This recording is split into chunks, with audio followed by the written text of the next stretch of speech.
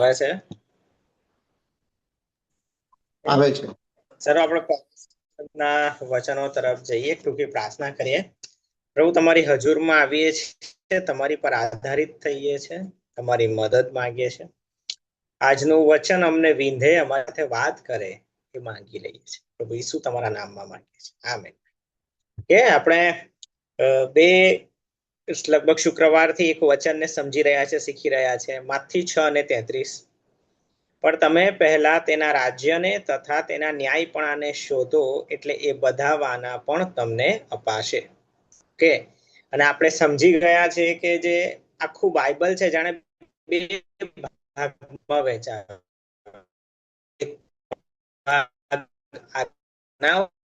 છે, બીજો ભાગ વાયદાઓ છે। જો આપણે પરમેશ્વરની આજ્ઞાઓ બરાબર કરીએ છીએ તો સામે વચન નિભાવવાની છે। અને આ કલમનો પહેલો ભાગ જે છે એ એક આજ્ઞા છે અને બીજો ભાગ છે એ પરમેશ્વરનો વાયદો છે। આ પ્રીચિંગને મેં 5 ભાગમાં વહેંચેલું છે। પહેલો પોઈન્ટ છે પહેલા, બીજો પોઈન્ટ છે પરમેશ્વરનું રાજ્ય, ત્રીજો પોઈન્ટ છે ન્યાયપણું, ચોથો પોઈન્ટ છે શોધવું અને પાંચમો પોઈન્ટ છે સગડાવાના તમને અપાશે। ઓકે, સો આપણે પહેલો પોઈન્ટ જોઈ ગયા છે પહેલા। પ્રભુ ચાહે છે કે આપણે એમને તરત શોધીએ, આપણે એમને પ્રાથમિકતા પર રાખીને શોધીએ, આપણે બલિદાન પૂર્વક એમને શોધીએ। એ આપણે પ્રભુને કઈ રીતે શોધી રહ્યા છે એની પર એમની નજર છે। કેટલા બલિદાન પૂર્વક આપણે શોધી રહ્યા છે, કેટલી કિંમત ચૂકવવાની તૈયારી આપણે ધરાવીએ છીએ, આ બધી બાબતોનો સરવાળો એ જાણે કે ભાઈ આપણા જીવનમાં પછી દેખાય છે। બીજી બાબત આપણે સમજેલા રાજ્ય, પરમેશ્વરનું રાજ્ય। પરમેશ્વરનું રાજ્ય શું છે? પરમેશ્વરના અધિકારનો પ્રદેશ છે, જ્યાં પરમેશ્વરની ઈચ્છા કોઈ પણ પ્રકારના અવરોધ વગર પૂરી થતી હોય એવી જગ્યાએ પરમેશ્વરનું રાજ્ય છે। પ્રભુ ચાહે છે આ રાજ્ય જે છે એ આપણા મનમાં, હૃદયમાં, જીવનમાં, કુટુંબમાં, ચર્ચમાં, નોકરીની જગ્યાઓ ઉપર આપણે આ પરમેશ્વરનું રાજ્ય બનાવીએ। પરમેશ્વરના જે મૂલ્યો છે, પરમેશ્વરના જે સિદ્ધાંતો છે, પરમેશ્વરના જે વચનો છે એને આપણે લાગુ કરીએ અને આપણી આજુબાજુની જગ્યા, આપણી અંદર એક પરમેશ્વરના રાજ્યનો નમૂનો, એક જાણે કે ભાઈ એક સ્વર્ગનો નમૂનો આપણે બનાવીએ એવું પ્રભુ ચાહે છે। કે પરમેશ્વરનું રાજ્ય એટલે સ્વર્ગ નહીં, પણ એ પણ તમે ધ્યાન રાખજો। ઓકે, ત્રીજો પોઈન્ટ આપણે સમજી ગયેલા ગયા વખતે, ન્યાયપણું। બહુ ઊંડાણમાં આપણે સમજેલા છે। અંતઃકરણની સચ્ચાઈ, ચરિત્રની પવિત્રતા, ચરિત્રની શુદ્ધતા, પરમેશ્વર સાથે ખરા સંબંધમાં ઉભા રહેવું, આંતરિક ન્યાયપણું રાખવું, બહારથી નહીં પણ આંતરિક રીતે ચોખ્ખા હોવું, પારદર્શક હોવું, આ બધી બાબતો આપણને સમજવા મળે છે। ઓકે, સો આ ત્રીજો પોઈન્ટ આપણે જોઈ ગયેલો। આજથી આજે આપણે નવો પોઈન્ટ જોવા માંગીએ છીએ। ચોથો પોઈન્ટ છે શોધો, શોધવું। પણ તમે પહેલા તેના રાજ્યને તથા તેના ન્યાયપણાને શોધો। પ્રભુ એવું કહેવા માંગે છે કે આપણે શોધવાનું છે। આ શોધવું શબ્દ આપણે થોડોક સમજવા માંગીએ છીએ। શોધવું એક કામ છે। ધ્યાનથી ભાઈઓ બહેનો સમજજો, પ્રભુ ચાહે છે કે આપણે સતત ને સતત અમુક બાબતો શોધીએ। પરમેશ્વરના વચનમાંથી આપણે મોટા મોટા સિદ્ધાંતો શોધીએ। જોયસ માર એવું કહે છે કે પરમેશ્વર એના મહત્વના સિદ્ધાંતો સમજવા માટે આપણી પાછળ નથી ભાગતા, આપણે એમની પાછળ ભાગવું પડે છે। અને માટે જ્યારે પણ તમે વચન વાંચો એમાંથી પરમેશ્વરના સ્વભાવને શોધો, પરમેશ્વરની કામ કરવાની રીતને શોધો, પરમેશ્વર શેને પસંદ કરે છે અને શું પ્રભુને નથી ગમતું એ બધું શોધો। જ્યારે તમે ને હું સતત ને સતત પરમેશ્વરને, પરમેશ્વરના વચનને, પરમેશ્વરની કામ કરવાની રીતને, આ બધી બાબતોને શોધીશું તો પછી આપણા જીવનમાં આપણે પ્રમોશન તરફ આગળ વધીશું। પ્રભુ ચાહે છે કે આપણે સતત એક શોધવાની પ્રક્રિયામાં રહીએ। સમજો, પરમેશ્વરને શોધવું, પરમેશ્વરના રાજ્યને, પરમેશ્વરના ન્યાયપણાને શોધવું પોતાનામાં એક મોટો સિલેબસ છે। અને માટે કોઈ પણ વ્યક્તિ એ પરમેશ્વરને કેટલો શોધે છે એના આધારે એ નક્કી થાય છે કે એ કેટલો આગળ જશે। ઓટોમેટિકલી આપણે બધું નથી આપણને મળી જતું, આપણે શોધવું પડે છે. ધીરે ધીરે પૂર્વ ભૂમિકા તમારી આગળ તૈયાર કરી રહ્યો છું. પ્રભુ ચાહે છે આપણે દેવના વચનોમાંથી દેવના કામ કરવાના નિયમો શોધીએ. પ્રભુ કઈ રીતે કામ કરે છે?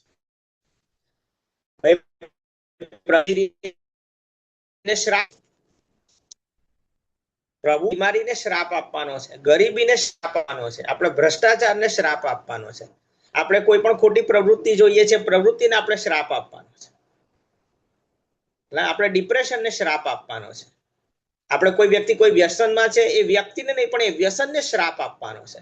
અને શ્રાપ આપવું એ વ્યસનને, એ ડિપ્રેશનને કે એ પ્રકારની બાબતોને જાણે કે સૂકવી નાખશે. આ એક નિયમ છે. જ્યારે આપણે બાઇબલ વાંચીએ છીએ તો અંદરથી આપણને રહસ્યો મળે છે. પ્રભુએ કીધું શોધો, એનો અર્થ કે તમે રહસ્યો શોધો. પ્રભુ કયા નિયમો પર કામ કરે છે એને શોધો. હમણાં હું અભ્યાસ કરી રહેલો કે ઈસુએ પાણીમાંથી દ્રાક્ષરસ બનાવ્યો. એક જગ્યાએ દ્રાક્ષરસ ખૂટી જાય છે કાના ગામમાં. ઈસુ કે છે સારું આ કુંડા છે એમાં પાણી ભરો, અને પાણી ભરી દીધું. તો કે જાઓ હવે જે જમણના કારભારી છે એને દેખાડો. અને એ લોકો જ્યારે ચાલી રહેલા, એ બધા ચાકરો ચાલી રહેલા ત્યારે આ ચમત્કાર થયો. સમજો ધ્યાનથી, શોધવું શું છે હું તમને સમજાવી રહ્યો છું. ભાઈ આ ચમત્કાર થયો ક્યારે? જ્યારે આ ચાકરો એ બધા માટલાને લઈને જે કુંડા હતા એને ચાલી રહેલા, ચાલતા ચાલતા ચાલતા ખબર નહીં 10 ડગલા, 20 ડગલા, 50 ડગલા, 100 ડગલા, એ જમણનો કારભારી કેટલો દૂર હતો ખબર નહીં, પણ એમણે બધા ડગલા ચાલ્યા ત્યાર પછી આ ચમત્કાર થયો. ઘણી વાર પ્રભુ આપણને કહે છે બસ તમે આ કરો, ને તમે એને હું કરતા જઈએ છે ચમત્કાર થઈ જાય છે. આપણે સમજવું પડશે પ્રભુ કઈ રીતે કામ કરે છે. સમજો, પ્રભુને તમારી રેપ્યુટેશનની ચિંતા છે. પ્રભુને એક તમારી જે પ્રતિષ્ઠા છે એની ચિંતા છે. લગ્નના દિવસે જ દ્રાક્ષરસ પીવડાવાય. દ્રાક્ષરસ લગ્નના દિવસે ખૂટી ગયો પછી કહેવામાં આવે કે સારું ભાઈ બીજે દાડે હવે આવજો ને પીવા, આજે તો પૂરો થઈ ગયો છે. તો ચાલે? ના, એવું ના શોભે. દ્રાક્ષરસ ખૂટી જવો એટલે જાણે પ્રતિષ્ઠા તૂટી જવી. અને ઈસુની માં મરિયમે તરત જ ઈસુને કીધું, અને ઈસુએ તરત જ એક ચમત્કાર કરી દીધો. આપણે વિશ્વાસ કરવાની જરૂર છે કે તમને દેખાય ના દેખાય પ્રભુએ તમારે માટે જવાબ રાખી મૂક્યો છે. પ્રભુને તમારી ચિંતા છે. જો તમે ખરેખર પ્રભુને ઓળખો છો તો પ્રભુને તમારી ચિંતા છે. યાદ રાખજો. જ્યારે તમે દેવનું વચન વાંચીએ છે તમને આ સિદ્ધાંતો સમજાય છે. ઈસુ જે હતા એ સમુદ્રમાં હતા, હોડીમાં હતા, ઊંઘી રહેલા. પેલા લોકો એમને ઉભા થઈને પૂછે છે તોફાન આવ્યું ત્યારે અમે મરી રહ્યા છે, શું તને એની ચિંતા નથી? કોણે કીધું? ઈસુને ચિંતા નહોતી. ઈસુને ચિંતા હતી એટલે તો વચન આપેલું. ઈસુને ચિંતા હતી એટલે જ તો વચન આપેલું. ચલો આપણે પહેલે પાર જઈએ. ઈસુ વચન આપીને ઊંઘતા હતા. ટીચર સિલેબસ પતાવી નાખે પછી ક્લાસમાં કઈ ના ભણાવે તો ચાલે. ખ્યાલ આવે છે? ઈસુ સિલેબસ પતાવીને બેઠેલા હતા. ઈસુએ વચન આપી દીધેલું. હવે તમારે વચન પર લડવાનું છે, તમારે વચન પર ઉભા રહેવાનું છે, તમારે વચન પર વિજય મેળવવાનો છે, તમારે વચનથી યુદ્ધ કરવાનું છે. શિષ્યો સમજ્યા નહીં. આપણે શોધવાનું છે. બાઇબલ શું કહેવા માંગે છે એ તમારે ને મારે શોધવાનું છે. સમજો, ત્યારે આપણે, બાઇબલ કહે છે ને, ત્યારે સગડાવાના તમને આપવામાં આવશે. તમે ને હું બાઇબલના કેટલા રહસ્યો શોધીએ છે એના આધારે તમારું જીવન મજબૂત બનશે. જુઓ, નૂના સમયમાં લાકડાનું ચલણ હતું અને લાકડાનું જહાજ બનાવવામાં આવ્યું. તમે જાણતા હશો. નૂના સમયમાં લોખંડ હતું છે, પણ તમને ખબર છે કે હમણાંના જે જહાજ હોય છે એ લોખંડના હોય છે આખા નાખા. ₹1 સિક્કો તમે પાણીમાં નાખશો તો ડૂબી જશે, પણ આટલું મોટું શિપ જે લોખંડનું છે એ નથી ડૂબતું.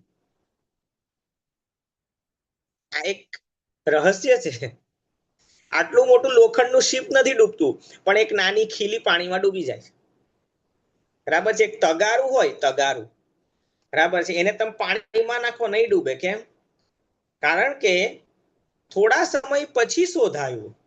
શરૂઆત ત્યાં નતું સમજાયું ને શોધાયું, પણ લોખંડ પણ પાણીમાં તરી શકે છે જો લોખંડનો બરાબર આકાર બનાવવામાં આવે. અને નિયમ એવો છે લોખંડનો કે જેટલા વજનનું લોખંડ પાણીમાં નાખવામાં આવ્યું એટલું વજન જો ખસેડી દેવામાં આવે તો એ લોખંડ પણ તરી શકે છે. તમે જો 20 કિલોનું તગારું પાણીમાં નદીમાં મૂકો અને એ તગારું એ રીતે તમે મૂકો, ધીરે રહીને મૂકો, અને જો 20 કિલો પાણી ખસેડી દે તો શું થશે ખબર છે? તગારું તરવા માંડશે. આ લોખંડ હતો, લોખંડની શોધ થયેલી, પણ લોખંડના નિયમો ધીરે ધીરે શોધાયા. હું તમને જે સમજાવવા માંગુ છું, આ બાઇબલમાં પણ ઘણા નિયમો છે જીવનના, તમારે મારે શોધવાનું છે. ઈસુ શું સમજાવવા માંગતા હતા? ગમે એટલું તોફાન હોય, ગમે એટલા મોટા પ્રશ્નો હોય, તમે ઊંઘી શકો છો જીવનમાં, તમે આરામ કરી શકો છો, તમારી શાંતિ, પ્રભુની શાંતિ તમારી સાથે રહી શકે છે. એવું થયું. ઈસુ એટલા તોફાનમાં ઊંઘતા હતા, ઈસુ એટલા તોફાનમાં બીધા નહીં. ગમે એટલું મોટું તોફાન આવે, ભાઈઓ બહેનો, બીવાનું નથી. બાઇબલ કહે છે જો સમુદ્ર વલોવાય અને ડુંગરો એમાં ડૂબી જાય તો પણ આપણે બીએ નહીં. કેમ કે ત્યારે પણ બધું કંટ્રોલમાં છે, ત્યારે પણ પ્રભુ બધું કંટ્રોલમાં લઈ શકે છે, ત્યારે પણ તમારી પર કઈ નહીં આવે. આપણે બાઇબલમાંથી શોધવાની જરૂર છે. તમે જેટલું શોધશો એટલું તમે વધારે પ્રભાવશાળી જીવન જીવશો, એટલું તમે પ્રભાવશાળી જીવન જીવશો. આપણે જૂના કરારમાં જોઈએ છે 4 કોઢિયા હતા અને 4 કોઢિયાને ભૂખ લાગી. એ લોકો મરવા તૈયાર થઈ ગયા, પણ કે અમે ભૂખ્યા તો નહીં મરીએ. શું છે? એ લોકો ધીરે ધીરે છાવણી તરફ ચાલ્યા અને ત્યાં જઈને ગયા તો એમને આખી છાવણી ખાલી મળી, આખો પુરવઠો મળ્યો, ને પ્રભુએ એમના પગલાનો અવાજ મોટા લશ્કરમાં બદલી નાખેલો. આપણે એક બાબત સમજાય છે, દેવે એમની જે ભૂખ હતી, જે શોધવાની હઠ હતી, એનો ઉપયોગ કર્યો. પ્રભુ એવા લોકોને શોધી રહ્યા છે કે જે લોકો શોધી રહ્યા હોય. અને માટે હું તમને સમજાવવા માંગુ છું ભાઈઓ બહેનો, તમારે ને મારે વચન જોડે સમય વિતાવવો પડશે, શોધવું પડશે. શોધવું ભૂખ સાથે જોડાયેલી બાબત છે. મગદલ્લાની મરિયમ જેનામાંથી 7 ભૂત નીકળેલા હતા, એવું કહેવામાં આવે છે. મગદલ્લાની મરિયમ જેનામાંથી 7 ભૂત નીકળ્યા, પણ હંમેશા એનું નામ જ પડી ગયું મગદલ્લાની મરિયમ. તો કોઈ તો કે પેલી મગદલ્લાની મરિયમ જેનામાંથી 7 ભૂત નીકળેલા એક સાક્ષી જેવી બની ગઈ. પણ આપણે જોઈએ છે કે જ્યારે એ ઈસુને શોધવા જાય છે ને, બરાબર છે, મારા ખ્યાલથી તમે લુકની લખેલી સુવાર્તામાં કાઢશો તો તમને એ રેફરન્સ મળી આવશે. જો હું ખોટો નથી તોની વાત, તો પછી માર્કની લખેલી સુવાર્તામાં એ રેફરન્સ હોવો જોઈએ. ઓકે, માર્કની લખેલી સુવાર્તા એનો 16મો અધ્યાય ને એની 9મી કલમ. અઠવાડિયાને પહેલે દાડે પ્રભાતે પાછી ઉઠીને મગદલ્લાની મરિયમ જેનામાંથી તેણે 7 ભૂત કાઢ્યા હતા તેને તે પહેલો દેખાયો. સમજો, આ મગદલ્લાની મરિયમની એક સાક્ષી હતી કે જ્યારે પણ કોઈ બોલાવે તેવું જ કહેતા હતા, આ તો મગદલ્લાની મરિયમ જેનામાંથી 7 ભૂત નીકળ્યા.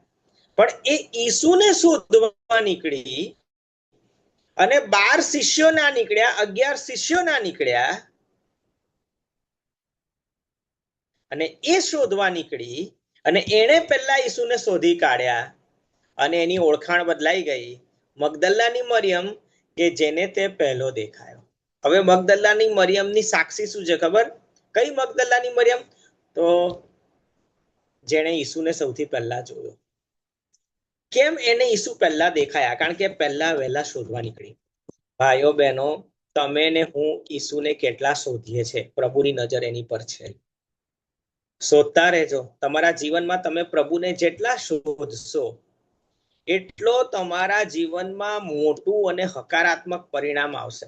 પ્રાર્થના દ્વારા શોધો, વચનો દ્વારા શોધો, મનન દ્વારા શોધો, કબૂલાત દ્વારા શોધો, અલગ અલગ પુસ્તકો જે સારા છે લેખકોના એના દ્વારા શોધો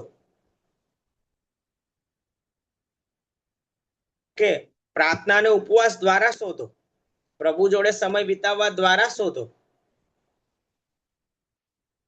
આ રીતે આપણે પ્રભુને શોધવાની જરૂર છે. આપણે વધારે પડતા અમુક વાર રિલેક્સ થઈ જઈએ છે,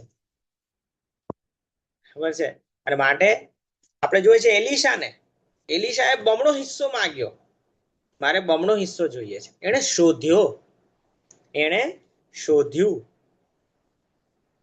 પહેલી વાર જયારે એલિયા એલીશાને મળ્યા તો જાણે પોતાની ચાદર કે પછી પોતાનો જબ્બો એની પર નાખ્યો, પણ બીજી વખત તો જયારે એમને લઈ લેવામાં આવ્યા એલિયાને, ત્યારે જબ્બો નીચે પડ્યો, એમણે પોતે જબ્બો ઉંચક્યો એલીશાએ.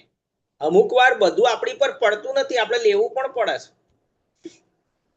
પહેલી વાર અભિષેક કર્યો ત્યારે જબ્બો પડેલો એમની પર નાખેલો એલિયાએ, પણ બીજી વાર એલિયાએ નાખ્યો નથી. ભાઈ એમને તો લઈ લેવામાં આવ્યા એલિયાને, જબ્બો પડી ગયો, જમીન પર પડ્યો, એલીશાએ જમીન પરથી જબ્બો ઉઠાવ્યો. દર વખતે તમને તક નહીં મળે, તમારે તક સામે જઈને લેવી પડશે.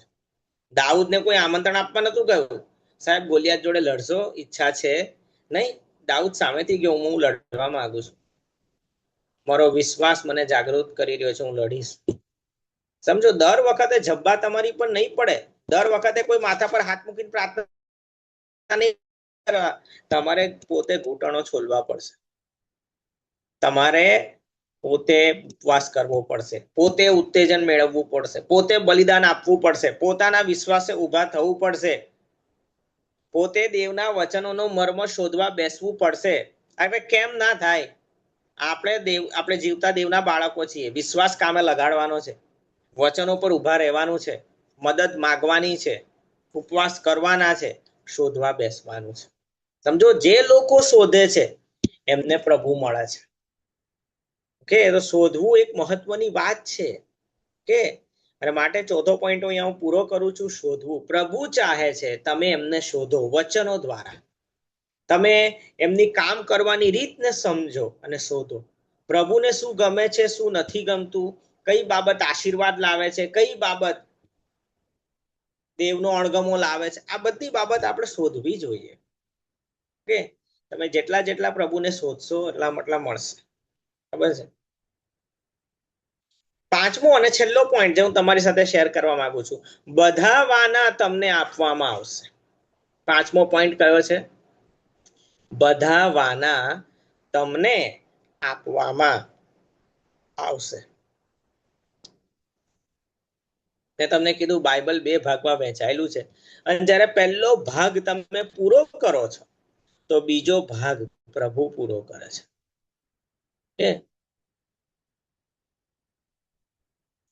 જે પણ બાબતોની તમને જરૂર છે પ્રભુએ એની વ્યવસ્થા કરી રાખી છે. આ હંમેશા યાદ રાખો.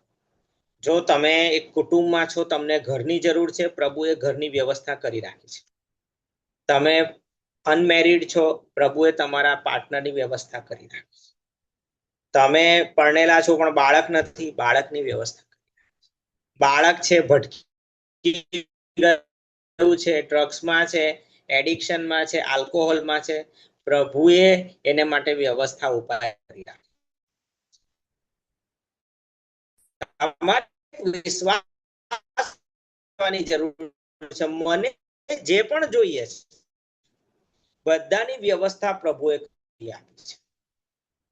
એવી કોઈ બાબત નથી બધી જ વ્યવસ્થા કરી રાખેલી. હવાની વ્યવસ્થા કરી રાખેલી, હવા એટલે શ્વાસમાં લેવાની હવા, ખોરાકની વ્યવસ્થા કરી રાખેલી, વાતાવરણની વ્યવસ્થા કરી રાખેલી, પ્રભુ એને રોજ મળવા આવતા હતા, સંગતની વ્યવસ્થા કરી રાખેલી, બધું જ વ્યવસ્થિત કરી રાખેલું. પછી એકલું પડ્યો તો શું છે? ભાઈ હવાની પણ વ્યવસ્થા કરી આપી. સો એ જ રીતે પ્રભુ આજે પણ જ્યારે તમને તમારા રાજ્યમાં બોલાવે છે, તમને નવો જન્મ આપે છે, જ્યારે તમને પોતાના બાળક બનાવે છે, એને બધી વ્યવસ્થા કરી રાખી છે. ભવિષ્યમાં માટે તમારી કોઈ ચિંતા છે, ચિંતા ના કરો ભાઈ, એની ચિંતા હમણાંથી પ્રભુએ લઈ લીધી છે. પ્રભુ વ્યવસ્થા કરી રહ્યા છે, કરી દીધી છે. તમારે આ વિશ્વાસ રાખવાનો છે. બધા વાના પણ તમને આપવામાં આવશે. ઓકે, હમણાં જ્યારે આ કલમ હું તમને સમજાવી રહ્યો છું કે એ બધા વાના પણ તમને આપવામાં આવશે, તો એ પેલી એલિયા અને સારફતની વિધવા વાળી વાત જેવું લાગે છે.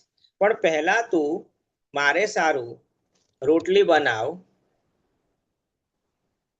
અને પહેલા તું મારે સારું રોટલી બનાવ, અને ત્યારબાદ તું અને તારા ઘરના બાળકો ખાજો.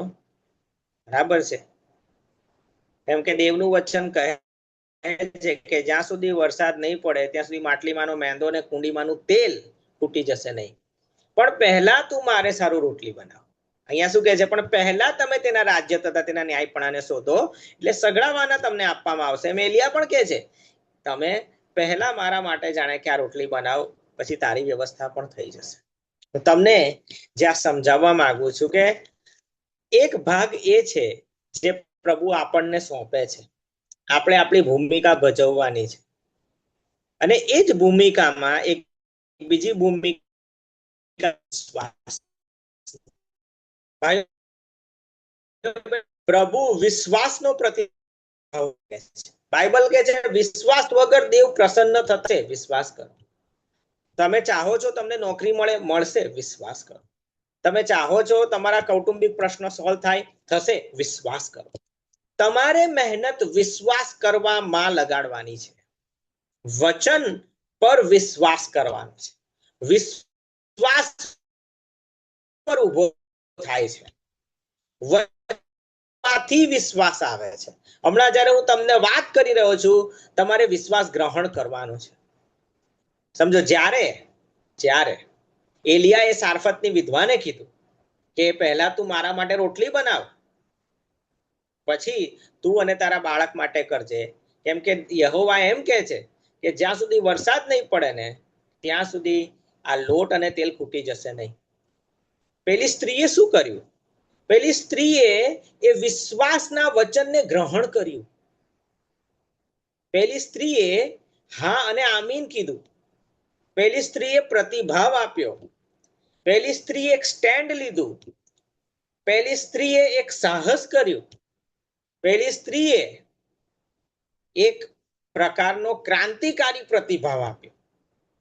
એ જરૂરી છે કે વિશ્વાસથી દેવ પ્રસન્ન થાય છે, તો આપણે વિશ્વાસનો પ્રતિભાવ આપીએ. આ ચમત્કાર ક્યારે થયો? જ્યારે સ્ત્રી આ વચન સાંભળ્યું, એણે પોતાના હૃદયમાં ગ્રહણ કર્યું, એણે હિંમત ભેગી કરી અને એણે પોતાનો વિશ્વાસ કૃત્યમાં સાબિત કર્યો. અંદર ગઈ, મેંદો લીધો, તેલ લીધું, પાણી નાખ્યું, અને પછી ભાઈ પેલું લોંદો બનાવવાની શરૂઆત કરી. આટો ગુંદ્યો, પછી વેલણ બેલણ લીધું હશે, આમ આમ આમ આમ આમ આમ કર્યું હશે, અને પછી શું કર્યું?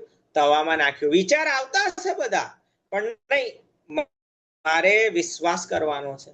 મારો ફોકસ દેવના વચન છે, પરિસ્થિતિ પર નથી.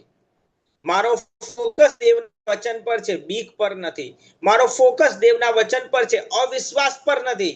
મારો ફોકસ માત્ર અને માત્ર દેવના વચન પર છે, બીજી કોઈ બાબત પર નથી. અને પછી રોટલી બની ગઈ, અને રોટલી પાછી એ આપવા જતી હશે એલિયાને. એવામાં વચ્ચે દીકરો આવી ગયો છે, મમ્મી મમ્મી મને પણ રોટલી આપો, મારે પણ ખાવું છે. એને ટેમ્પટેશન આવ્યું હશે, લાલચ આવી હશે, પરીક્ષણ આવ્યું હશે. અરે પછી નહીં થયો લોટ તો મારા દીકરાની રોટલીને લઈને હું પેલા પ્રબોધકને આપું. લાલચ આવી હશે, એને ફરી લાલચને ખસેડી, ફરી અવિશ્વાસને ખસેડ્યો, ફરી બીકને ખસેડી, અને ગઈ હિંમતથી, ના બેટા હમણાં નહીં, પહેલા અંકલ ખાશે. અને જઈને એને એલિયાને આપી. અને જ્યારે એલિયાએ એ પ્લેટ લીધી અને પેલી લેડીએ એ પ્લેટ છોડી દીધી હાથમાંથી, એ અધિકાર છોડી દીધો, એ રોટલીનો હક છોડી દીધો, એ સમયે ચમત્કાર થયો. એ ટાઈમ પર પ્રભુએ એ માટલામાં જે મેંદો હતો અને કુંડીમાં જે તેલ હતું એમાં બાકીના જેટલો સમય જો વરસાદ નહોતો પડવાનો એટલા સમય માટે પ્રભુએ પોતાની કૃપા મૂકી દીધી. સમજો, આપણે ચમત્કારની અપેક્ષા રાખીએ છીએ, પણ એના માટે આપણે વચન પર ઉભા થવું પડશે. એના માટે આપણે વચન પર વિશ્વાસ કરવો પડશે. કાચી પાકી સોંપણી નહીં ચાલે. આ સ્ત્રીએ પોતાના દીકરાને રોટલી ના આપી, પણ પ્રબોધકને આપી. આમાં હિંમતની વાત છે, સાહસની વાત છે. એને સ્ટેન્ડ લીધું. ખબર છે, તમારે સમજવું પડશે જ્યારે દેવનું વચન આવે છે તમારે એને ગ્રહણ કરવાનું છે, બસ ખાલી સાંભળવાનું નથી. આપણે એને હૃદયમાં ઠસાવવાનું છે, એની પર મનન કરવાનું છે, એને વારે વારે વાગોળવાનું છે, એને મનમાં યાદ રાખવાનું છે, એને મોઢાથી 500 વખત બોલવાનું છે. જ્યારે પેલી લેડી રોટલી બનાવતી હશે, મેંદો ગૂંથતી હશે, બનાવતી હશે, તવા પર શેકતી હશે, ત્યારે વચન કન્ફેસ કરતી હશે. પણ પ્રભુ કહે છે કે જ્યાં સુધી વરસાદ નહીં પડે ત્યાં સુધી આ લોટ ખૂટશે નહીં, આ લોટ ખૂટશે નહીં, આ લોટ ખૂટશે નહીં. સમજો, કબૂલાત કરતી હશે, વિશ્વાસ કરતી હશે, પોતાને એન્કરેજ કરતી હશે, પોતાને નાનું ભાષણ આપી દેતી હશે, પણ પ્રોત્સાહન વાળું વાતાવરણ પોતાની અંદર બનાવી રાખતી હશે. સમજો, તમારું હૃદય એક જમીન જેવું છે. એ જમીનને તમે જેવી તૈયાર કરશો એવું ફળ આપશે. બીજ બરાબર જ છે દેવનું વચન. તમારે તમારી હૃદયરૂપી જમીન તૈયાર કરવાની છે. તમારે તમારી હૃદયરૂપી જે જમીન છે એને તૈયાર કરવાની છે. માટે હું તમને કહું છું કે ભાઈ આ વચન છે, દેવે આપેલું છે કે તમે પહેલા તેના રાજ્યને તેના ન્યાયપણાને શોધો. જો તમે આ બરાબર કરો છો ને પછી વિશ્વાસ રાખો છો તો તમને મળશે.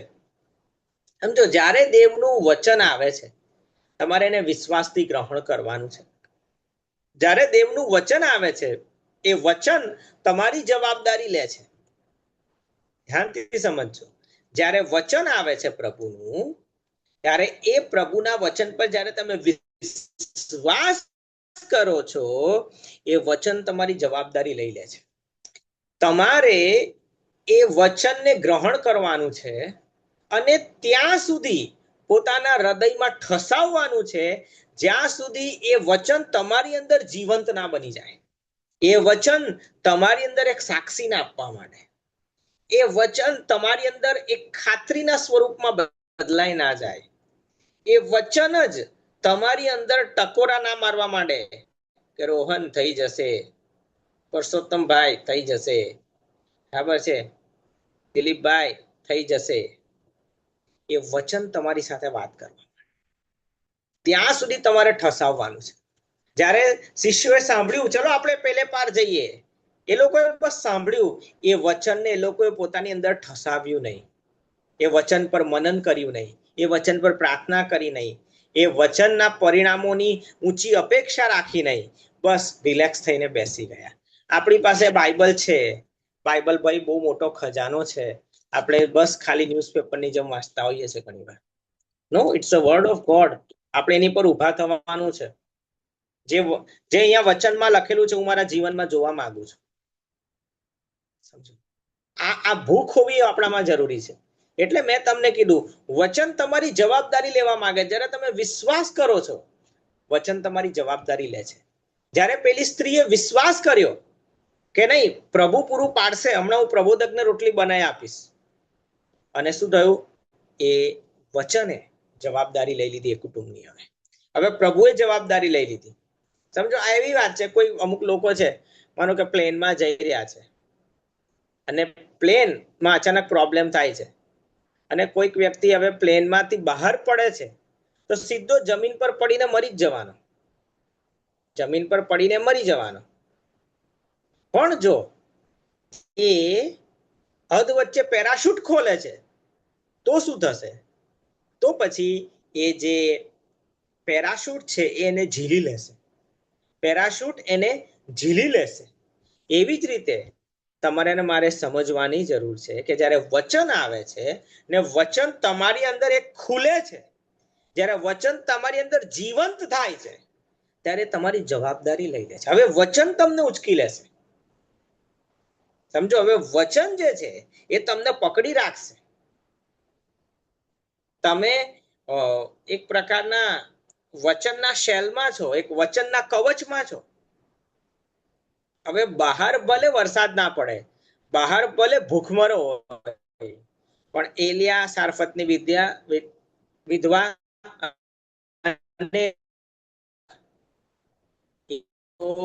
રોટલી ખાશે. બહાર દુકાળની અસર એ ઘરની અંદર નથી. બહાર ભૂખમરો છે, ઘરની અંદર નથી. બહાર વરસાદ નથી પડતો, દુકાળ છે, પણ એની અસર ઘરની અંદર નથી. કેમ? વિશ્વાસ તમને એક અલગ નિયમમાં લઈ જાય છે. આપણે સમજવાની જરૂર છે. દેવનું વચન વિશ્વાસ કરવાથી, વચનને પોતાની અંદર ગ્રહણ કરવાથી એ વચનના પરિણામો તમારા જીવનમાં દેખાવા માંડશે. કે અહીંયા આપણે જોઈએ છે ભાઈ, વચન તમને નિભાવી રાખે છે. દરેક પરિસ્થિતિમાં વચન જે છે એ કામ કરે છે. વચનને વળગી રહેવું જરૂરી છે. વચનમાં અસીમિત પરાક્રમ છે. યાદ રાખો, વચન જે છે એમાં પુષ્કળ પરાક્રમ છે. અને જ્યારે તમે વચન ગ્રહણ કરશો, વચન પર વિશ્વાસ કરશો, ધીરે ધીરે ધીરે વચન પર પ્રાર્થના કરો, વચનની કબૂલાત કરો, વચનને મનન કરો, ધીરે ધીરે તમને ખબર પડશે તમારી અંદર વચન જે છે એ પહેલા બીજ હતું, હવે નાનો છોડ બની ગયો છે. એક નાનો મોટો છોડ થશે, ધીરે ધીરે વૃક્ષ થશે, પછી ફળ લાગશે, ધીરે ધીરે વિશ્વાસ વધશે. એક દેવના સેવક થઈ ગયા, ડેરેક પ્રિન્સ. એ પહેલા યુદ્ધમાં હતા, સૈનિક હતા. અને ત્યારે એવું થયું કે બીમાર પડ્યા. અને બહુ ભયંકર, કારણ કે આ બધા અમેરિકન લોકો કદાચ, પણ એ લોકો બહુ અરણ્યમાં ને એ બધી જગ્યાએ એમણે યુદ્ધ કરવા જવાનું હતું. તેમનાથી ગરમી સહન ના થઈને બધા બીમાર પડ્યા ભયંકર. ત્યારે એમના હાથમાં બાઇબલ આવ્યું હોસ્પિટલમાં, પહેલી વખત જાણે. એમણે બાઇબલ વાંચવાની શરૂઆત કરી. અને એમણે ધીરે ધીરે વાંચ્યું કે દેવના વચન પર લક્ષ આપ, મારી વાતોને કાન ધર, મારી વાતોને તારી આંખ આગળથી દૂર થવા ના દે.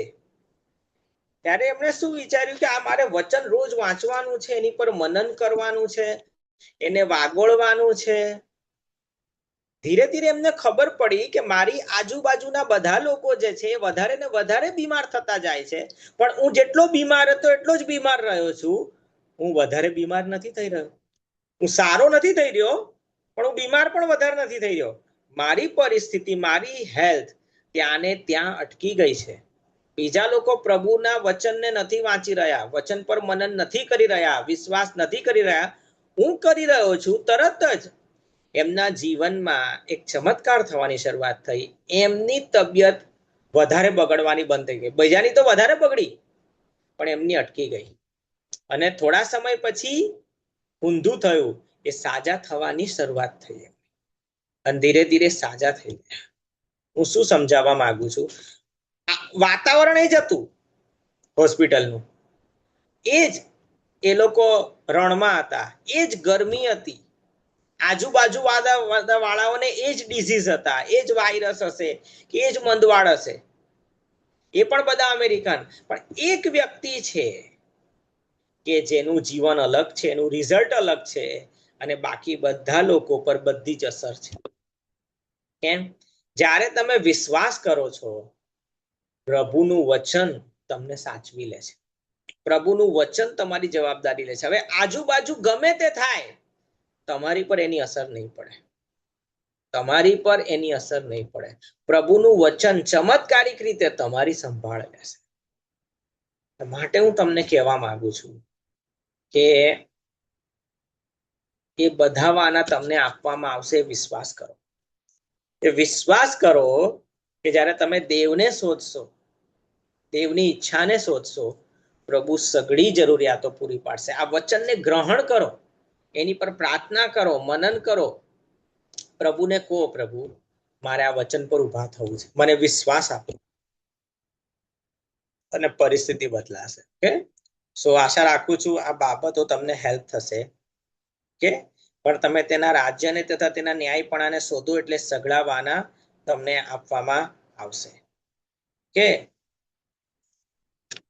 સમજો, પ્રભુ આપણને વચન આપે છે, એ તમારે ધ્યાન રાખવું પડશે. થોડુંક સમજાવું હજુ. કે માનો કે તમને ફ્રીજની જરૂર છે તમારા ઘરમાં, તો તમે તમારા બોસ પાસે જઈને ફ્રીજ માંગશો ના? તમારો બોસ તો તમને પગાર આપશે, સેલેરી આપશે, એમાંથી તમારે ફ્રીજ ખરીદવાનું છે. 31મી તારીખે જઈને કઈ બોસને એવું ના કહેવાય, સાહેબ બોસ ફ્રીજ આપો. બોસ કે ભાઈ તને પગાર આલું છે, એમાંથી તું ફ્રીજ ખરીદે, ઓવન ખરીદે, જે ખરીદે. એમ પ્રભુ તમને વચન આપે છે, પ્રભુ તમને વિશ્વાસ આપે છે, એમાંથી તમારે કામ કરવાનું છે.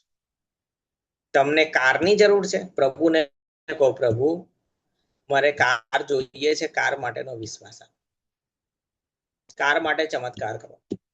પ્રભુ હું મારા બાળકને તમારા રાજ્યમાં લાવવા માંગુ છું, મને વિશ્વાસ આપો કે મારું બાળક નાશમાં ન જાય પણ એ કૃપા પામશે, મને વિશ્વાસ આપો. સૌથી પહેલા તમને વિશ્વાસ મળવો જરૂરી છે. યાદ રાખો, વચન મળવું જરૂરી છે, વિશ્વાસ મળવો જરૂરી છે, ત્યારબાદ કામ થશે. તમે ગમે તે વચન ઉઠાવી શકો છો બાઇબલમાંથી તમે પરિસ્થિતિ અનુસાર વચન લઈ શકો છો અને વચન પર ઉભા થાઓ.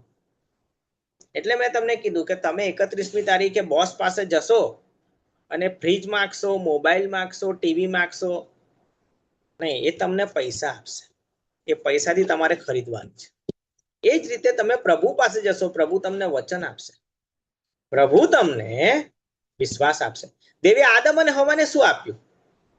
દેવે કીધું સફળ થાવ, વધો, પૃથ્વીને ભરપૂર કરો.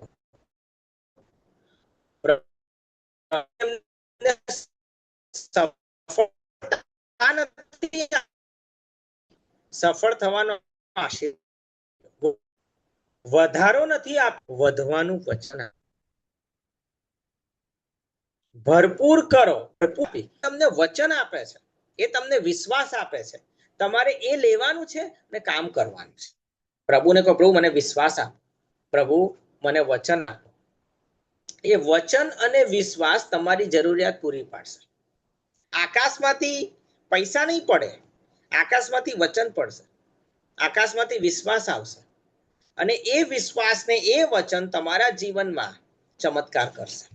અને જે વસ્તુ પૈસાથી ખરીદાતી હશે એના માટે પૈસા મળશે, અને જે વસ્તુ પૈસા વગર તમને જોઈએ છે, સારા સંબંધો, પ્રેમ, લગ્ન, બાળકો, એ પૈસા વગર તો એ પણ કામ કરશે. વચન સગળી જરૂરિયાત વાળા છે. ઓકે, તો આશા રાખું છું આ બાબત તમને સમજાઈ હશે. ઓકે, આવો પ્રાર્થના કરીએ. પ્રભુ તમારી હજુરમાં આવીએ છીએ, આભાર માનીએ છીએ, ખાસ પ્રાર્થના છે પ્રભુ આજનું વચન લોકો સાથે તમારી જરૂર છે, તમારા વચનની જરૂર છે. તમારા વચન પર અમે એક મજબૂત, ક્રાંતિકારી અને જીવતો વિશ્વાસ રાખીએ એની જરૂર છે. અને માટે પ્રભુ આ સમયે તમારા વિશ્વાસને આવવા દો. જેટલા પણ લોકો પ્રભુ આ ઓનલાઈન મીટિંગ અટેન્ડ કરી રહ્યા છે, પ્રભુ એમની જે કોઈ પરિસ્થિતિ હોય એ અનુસાર આજે વચન ને વિશ્વાસ એમના જીવનમાં ઉતરેલો હું જાહેર કરું છું. પ્રભુ વચન એમને વીંધી નાખે, અને વચન જ્યારે એમને મળે એમને વિશ્વાસ મળે. પ્રભુ જો કોઈ વ્યક્તિ સંઘર્ષમાં છે, તમે એને વિશ્વાસ આપો, બહાર કાઢો. પ્રભુ જો કોઈ ગુપ્ત પાપમાં છે, તમે એને કૃપા આપો, વચન આપો, વિશ્વાસ આપો. જો કોઈ તંગીમાં છે, એના જીવનમાં ચમત્કાર થાવ. જો કોઈની પાસે જ્ઞાન ને ડાપણ નથી, એને બુદ્ધિ અને સમજણ મળે. જો કોઈ કન્ફ્યુઝ છે, એને ગાઈડન્સ મળે. અને જો કોઈ પ્રભુ ડિપ્રેશનમાં છે, એને ડિલિવરન્સ મળે. અને જો કોઈ પ્રભુ જે પણ પ્રકારની ક્રાઇસિસ કે શોર્ટેજમાં છે, એ અનુસારનું વચન, કૃપા, છુટકારો અને વિશ્વાસ અને જરૂરી તમારી મદદ બહુ ચમત્કારિક રીતે મળે, એ પ્રાર્થના કરીએ છીએ. આ સમયે પ્રભુ તમારું સ્વર્ગ એ લોકો પર અમે ખુલ્લું થયેલું જાહેર કરીએ છીએ, જાહેર કરીએ છીએ છું કે પ્રભુ તમારું વચન એમને સ્પર્શ કરે, તમારા હાથની કૃપા એમની પર ઉતરી આવો અને પ્રભુ એમને આ વચન વિશ્વાસથી ગ્રહણ કરવા તમે એમના મનના બારી બારણા ખુલવા દો પ્રભુ, ખુલવા દો, ખુલવા દો, ખુલવા દો. તમારું વચન કહે છે કે